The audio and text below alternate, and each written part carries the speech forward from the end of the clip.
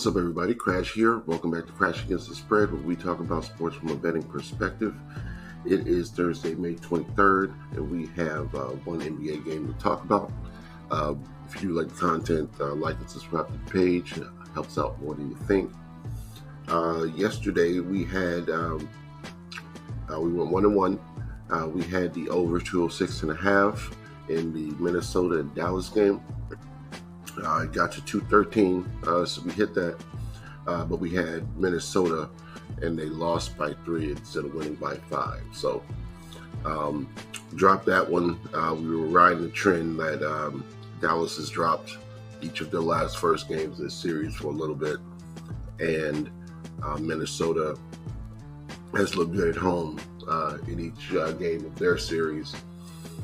But they were coming off a big emotional win, beating the champs, and Dallas was ready for them. So, they walked them down. Minnesota did have a good lead on them at one point, but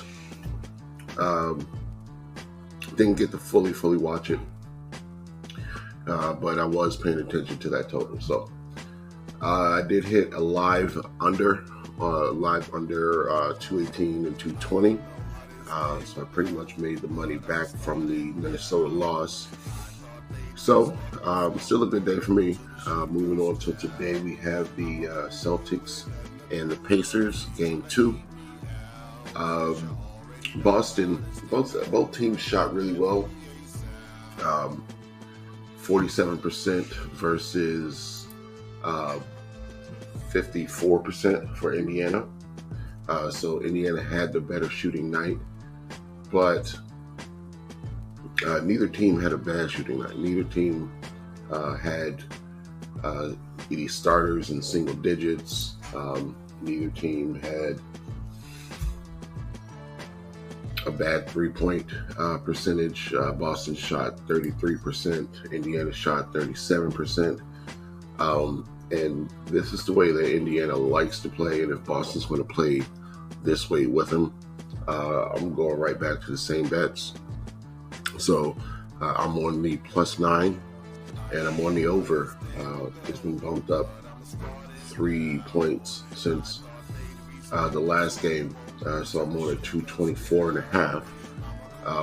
But we went to overtime at 117 apiece in regulation. So even if we would have, somebody would have won the game in regulation, say 117, 114, if that 3 doesn't go in, we're still at the number that we need.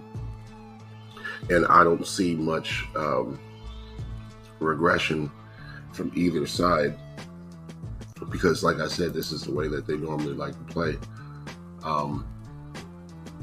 It's a big free throw attempt discrepancy. Boston shot 30 free throws.